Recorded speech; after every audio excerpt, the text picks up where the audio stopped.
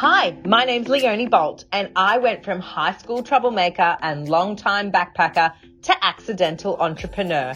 After 15 years working as a professional photographer and running my own studio, I grew into becoming a personal empowerment and business mentor to help other women to follow their passions and find their purpose too. I've learned to pave my own way through life, and now I empower others to do the same, to break through their limiting beliefs and empower them to shine. Welcome to the Empowered to Shine podcast, where we dive deep into creating a life by your own design.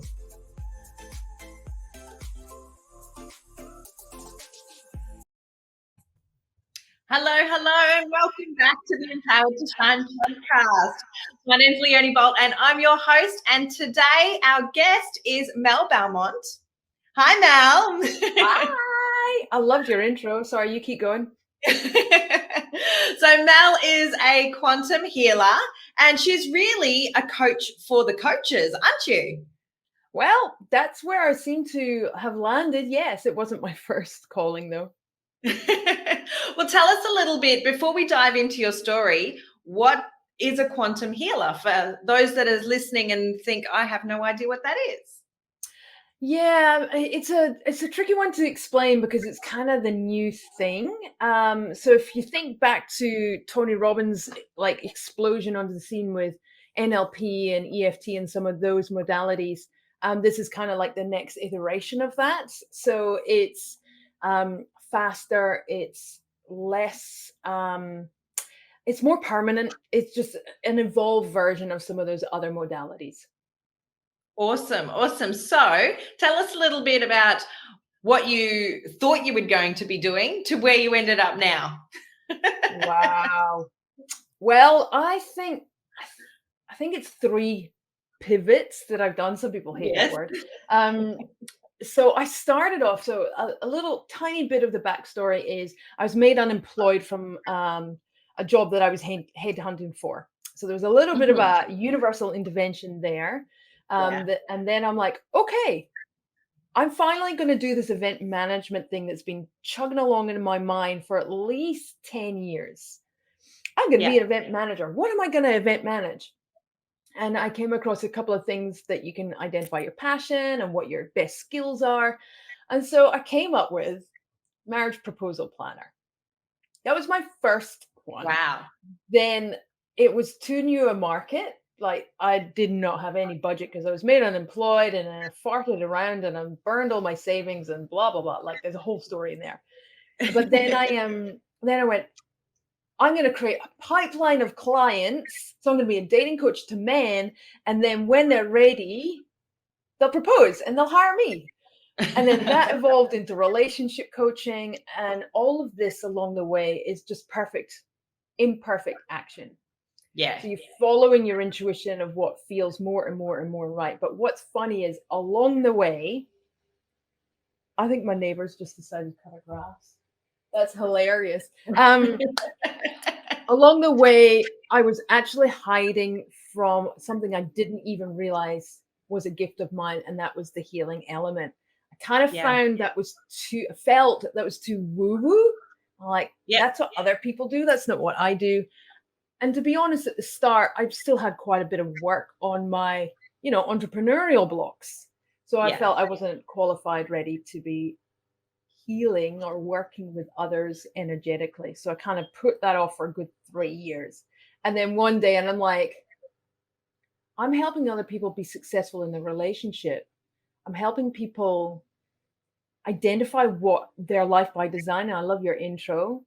And I'm like, I'm not actually a relationship coach. I'm not doing relationship advice. I'm doing personal success advice and removing individual blocks and stuff. So it was coming back to the relationship better. And I went,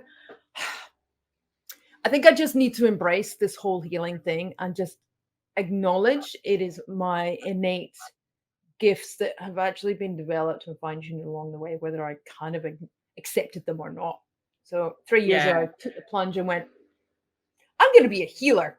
I'm going to be a mindset coach is actually the first step. And then I'm like, Mel, you facilitate healing. Like just freaking go all in and admit what you are and find your way of doing that. So that's like the compressed version. Excellent. And I love that you listen to your intuition, because I think that's where a lot of people get stuck, in that, I should be doing this, or I've worked so hard towards this particular direction. I can't change now. But everything we learn along the way is for the next best thing that's coming up. Yeah, totally believe in following the stepping stones that kind of crop up. People call them opportunities or collaborations or guidance, whatever.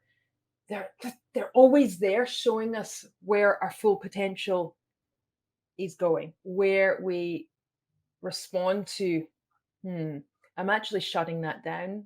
And so by listening and following your heart, following your gut, whatever it is that intuitively comes through, and then following the stepping stones towards that.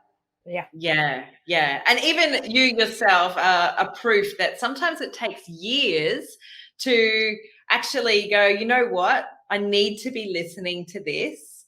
There is something out there that needs me. And all of the lessons that I've taken to this point in time are because this is where my soul purpose lies. And listening to that soul purpose and taking those steps, like you said yourself, you thought everything that what you're doing now is probably a bit woo-woo, but It's actually a that's lot where you woo-woo. ended up.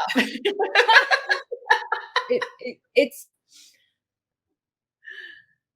the questions coming up that some people might have is, well, how do you listen to your intuition? And I think it's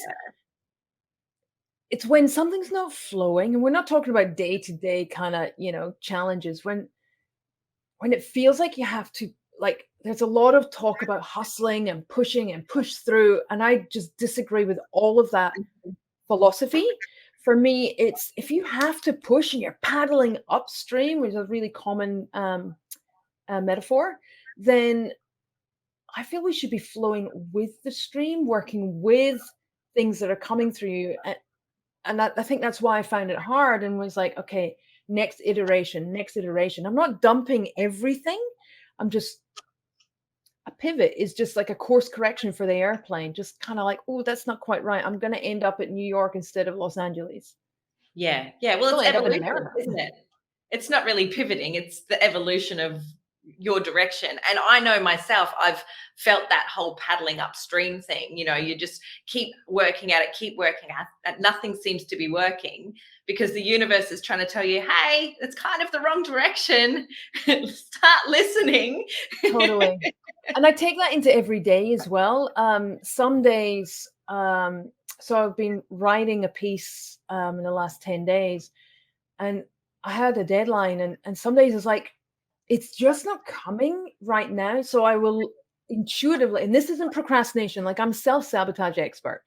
So I Mhm. know when I'm self-sabotaging and procrastinating, I can catch myself and think, what are you avoiding? What are you afraid of? And Yeah. then other times it's like, nah, it's just not coming to me. I'm not in the right headspace, or something will happen. Always works this way. Something will happen. Go, that's the spark I needed. And then, you get back to it and it's all flowing again. So really tuning that, I guess tuning in is too woo woo for some people, but like listening to what energetically feels right. I mean, we can Yeah. sense feelings when we walk into a room and there's been an argument. So why do we make our feelings and this kind of stuff so wrong? It's actually completely honoring where we're at, and we have so many thoughts running through. We got to tune into the right train of thought at the right time. Absolutely. And sometimes you do just need to take that idea, whatever it is, and put it aside for a little bit so that you can process that, whatever that is, however you do that, whether you journal it, whether you just, put it to the side and don't think about it and just wait to see what pops up. Sometimes that's the best way to listen to your intuition, is just to go, you know what? I need space. I call it marinating, just letting the Yeah. subconscious so switch off, do something else completely mind occupying. And it's amazing what marinates in the background, and then something even juicier can come forward. Absolutely. What's your best thing to occupy yourself while you're marinating? Ooh, I do a couple of things. Again, I trust whatever I feel like doing. So sometimes it can be just switching tasks.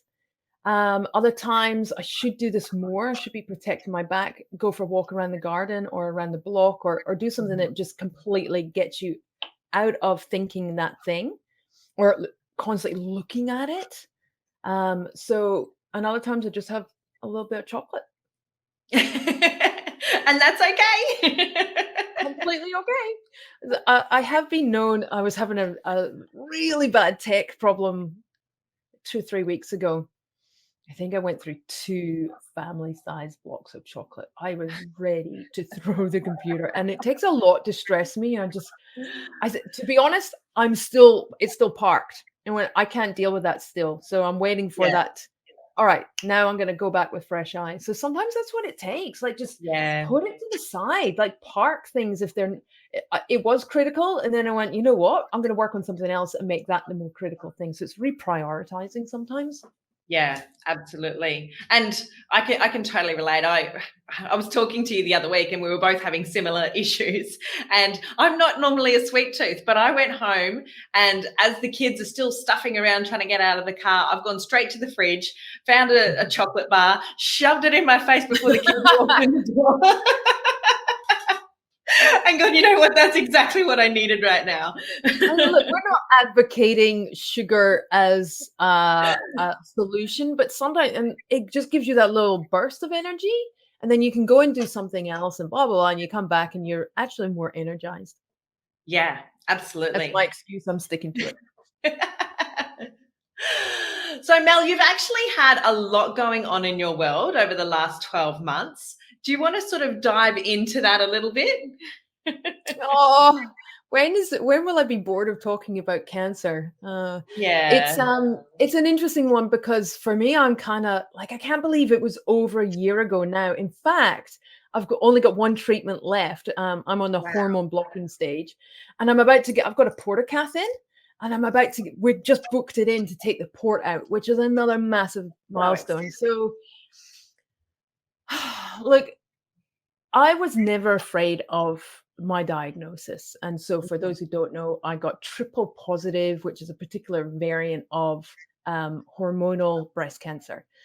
And I never, I was never afraid of it. I never had anything morbid around it.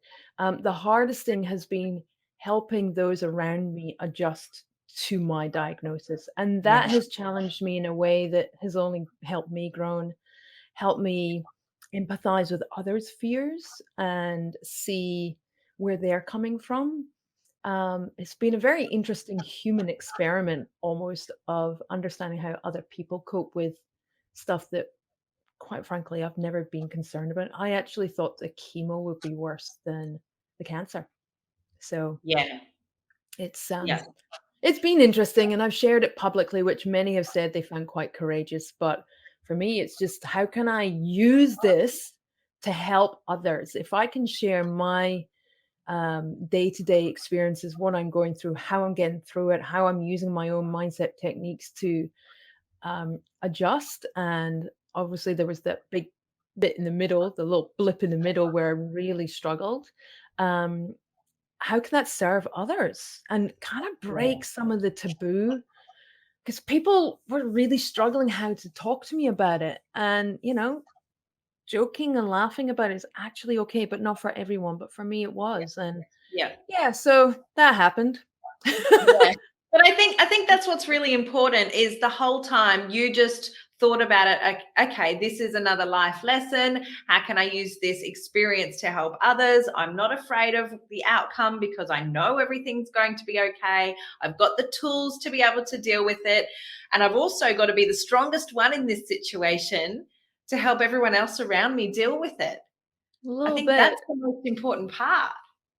I think to add some context and depth around what you've said, because some people might feel that shouldn't be the case. Mentally, spiritually, I was the strong one. Physically, I was not. Yeah. So I really had to surrender into leaning on Regan Mm. to literally help me get off the couch sometimes. So I'm not gonna lie, it wasn't a walk in the park. And like, I don't I want to experience chemo, said no one ever. So it's it was the challenge for me was none of the surrender other than there came a point where it's like, no one's hiring me anymore. Like, I'm fine to keep working mentally, spiritually, Yeah. but people weren't hiring a bald chick. I don't know what the problem was. And so surrendering into, I literally have to stop trying to be a coach as well. Because Mm. people aren't comfortable coming to me for support. They feel they should be supporting me. So Yeah. that was my blip, really giving up what felt like an identity crisis of, but I'm a coach. I can help others. It's like other people don't want to be helped at the moment from you.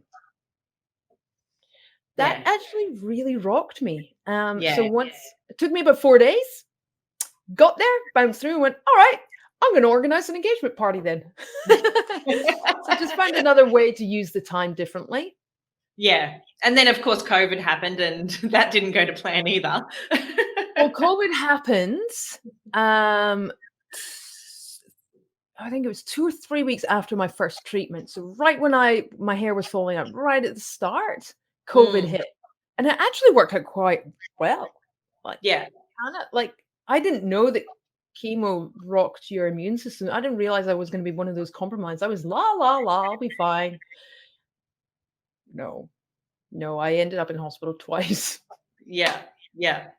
With So, yeah. numerous drive-through tests that you were sharing on Facebook Live, which I thought was hilarious because, everybody's, going through the same situation, but no one was sharing it the way you were sharing it, as well as, sharing your whole journey. But this was just part of it, the weekly drive-through COVID test.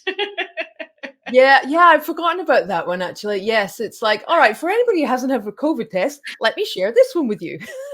Yeah, it's well, how else do you get through some of these things other than sharing so people can understand if they ever have to go through it? I actually had some beautiful direct messages from men Yeah. who were very vulnerably saying, look, I had no idea what my sister, mum, wife, girlfriend went through in the past, and you've now given me context. And some of them were feeling guilty about how they were, so in their views, lack of supporting.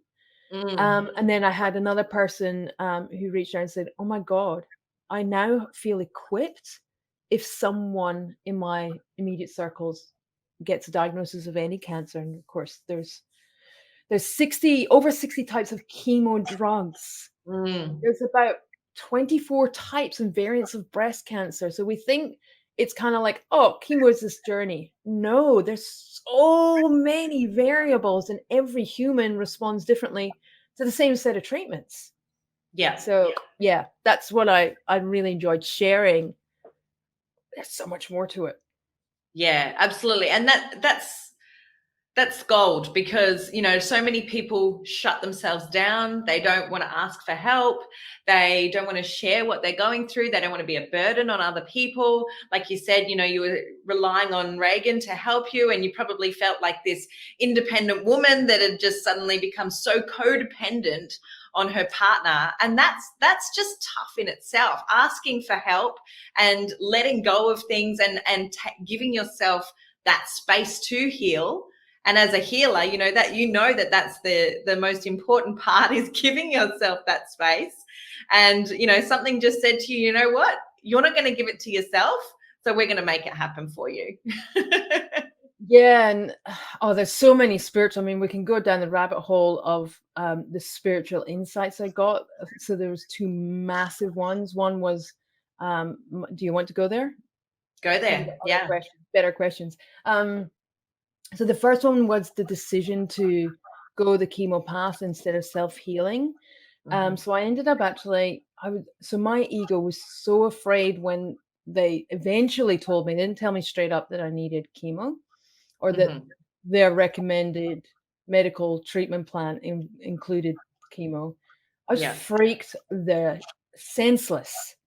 Mm. And I really struggled to do my own techniques to understand and control my ego mind of fear. And so what I did was I dropped acid. I was like, I cannot get around myself, my own fears.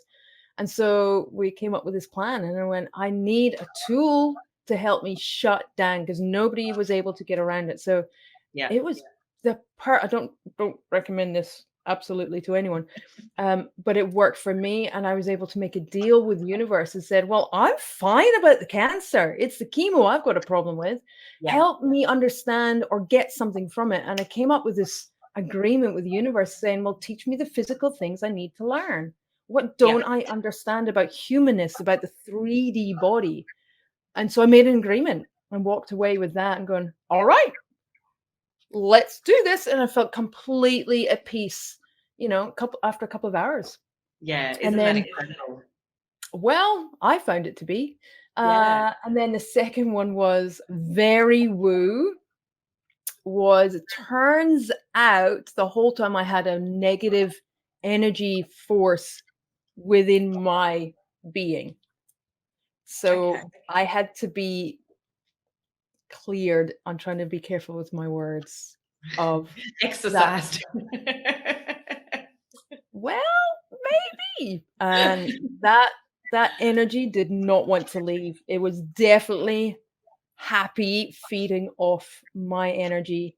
And once we shifted that, literally within an hour, my energy levels increased. Like, whoa, that's Wow. so like cool in a holy shit. It wasn't intense, but it wasn't easy. It was an amazing experience. So those two amazing experiences just has given me way, way, way more insight about our humanness.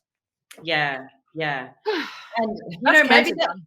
maybe that was the experience that you had to go through, that big energetic shift, to get to the other side so that you can help others with their big quantum leaps in their energy as well. Yeah, although I don't think I want to work in so I don't work with grounds. Generally, I work with light spirits in the higher realms. That's who I'm connect with, Yeah. for lack of better description. And so there's other mediums and psychics and other light workers who actually work with the ground spirits. So this was a ground one, and that's not my field of expertise. Mm. So I would, if we come across that with anyone else, I actually outsource that. Yes, yes, you wouldn't wanna deal with that on your own if that's not It's where not your my thing. talents lie. No. Yeah, no, I knew how to work with the person who supported me, but I wouldn't have known how to do it on my own. But having said that, now I've gone through it. Anyway, we digress. Business Exactly. journeys.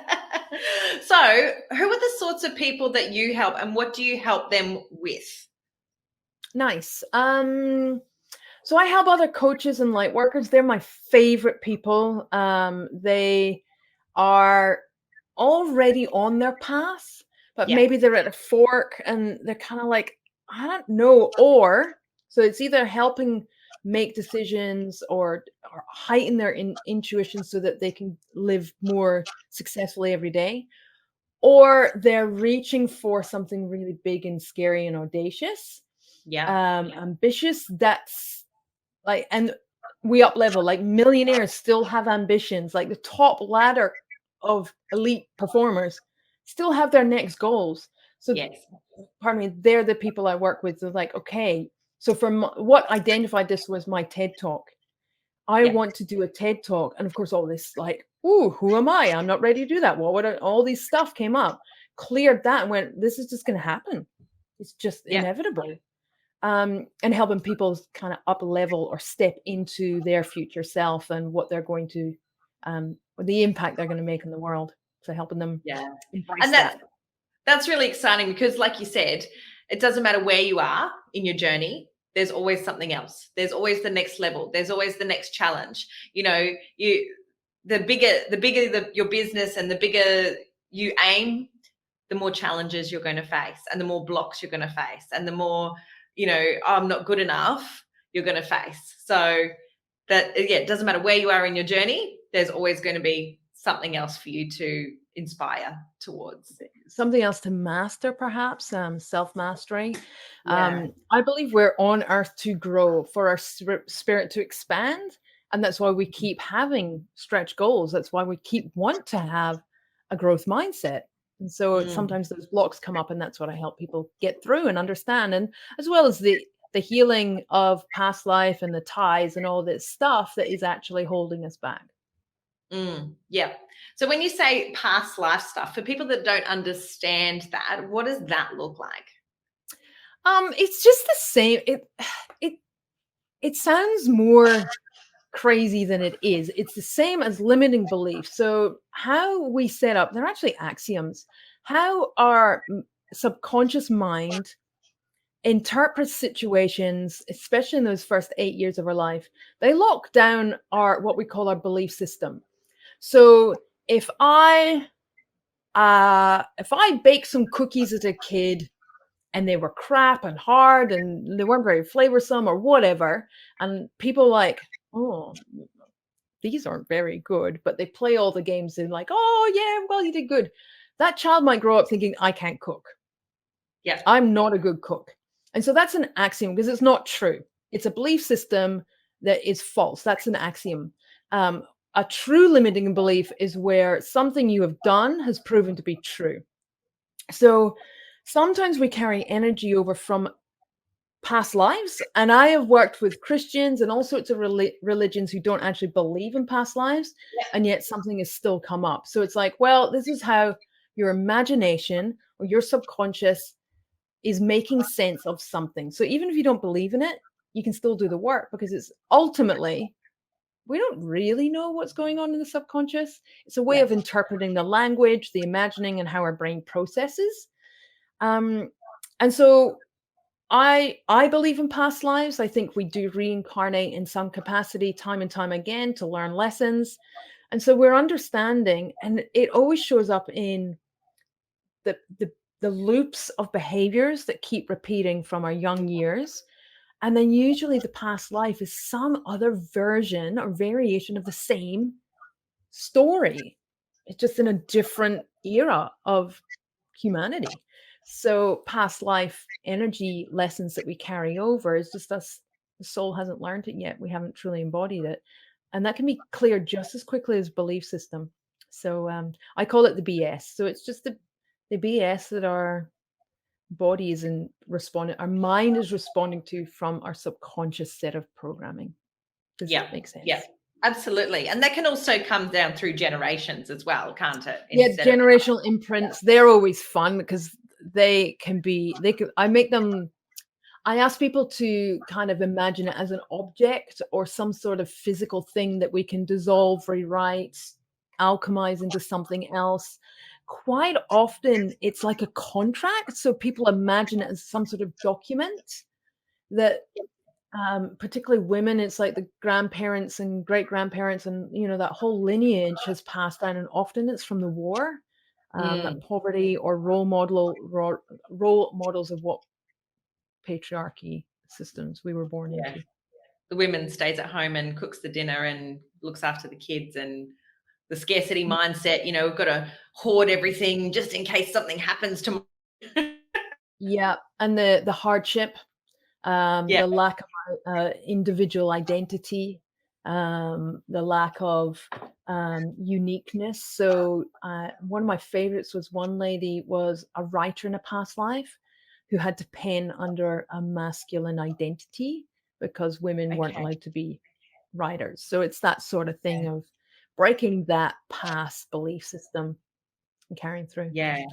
Yeah, Because it's cool. we are so lucky, the world that we live in now, and the opportunities we have, the technology we have, and how fast our life is moving. Because when you think about a few generations ago, when they didn't even have internet or mobile phones or even TV, to Yes. where we are now, where everything's instantly accessible, we can be whatever we want, we can, you know, make our own rules, and it's really exciting the time that we live in, but we've still got to deal with all of that BS from before and get through that first to see where this is going to take us. What do you envisage is coming? Oh, that's a good I question. know that was loaded, wasn't it? Woo! I like a D&M. Um, I think I love the line from Dalai Lama a few years ago where she's got the grass again. Where the Western woman will save the world. Yeah. And I believe, as you say, with the opportunities we have, look, I get many in the Western world are still oppressed. We've still got a shit ton of work to do. But I think we are the ones making the change. We're the ones that are educating the men around. Do you realize the default biases in everyday language? And that happens in race, that Mhm. happens in sexuality, it happens in all. It's like we're learning in this generation how much of this stuff, this oppression is happening in all walks of life. And I think women, because we're nurturers, because we're compassionate, I'm not saying men aren't, but primarily we are, we're the ones making those waves and making space. And we're welcoming men into those spaces as well. I think that's where the power comes. Yeah, and it's asking those questions and making those waves. Like we're seeing it right now in politics with the gender equality and all of that sort of stuff. Yeah, it's speaking up and not feeling oppressed anymore. That's making that change, obviously, and I think we're moving into a much more nurturing way of doing things. I definitely think the way of the masculine and, those 80s Wall Street kind of ways of doing business is definitely over. Mm, Even men are consistently saying that's gross. That's manipulative. That's just not how we want to do business. And I think, yeah, to answer your question, I think there's massive change ahead. And of course, there's still a lot of unknowns about AI. So there's going to be a yeah. lot of stuff coming through that's actually going to ease up our headspace because it's going to be done. And I think there's going to be challenge around AI. I think a lot of people are going to be uncomfortable and feel that they're being replaced. And I think there's a lot of that will come to work through. It's like, well, how do we make it so that we don't become a world of robots that's going to take over the world? Yeah, But in a way that let's make it really useful so that our creative, our uniqueness, our gifts, our talents, all of that stuff is then freed up to be fully utilized and full potentiality is then possible. absolutely. And all of that, the harder you work, the more you get out of it, that's going to be gone because we've I got think it's all already the shifting. AI to do it for us. So, Efficiencies and automations and all of that stuff is now becoming quite mainstream. yeah. And, and providing completely different economic stability in our developing and third world countries. I Mm, think that will then create a whole new set of paradigms for society and the world to operate in. absolutely. Oh, how exciting. Yes, yes, we're part of it. So, Mel, if people want to get in touch with you, what's the best way for them to find you? Stick a thumb up, say a wave, do something, say hi.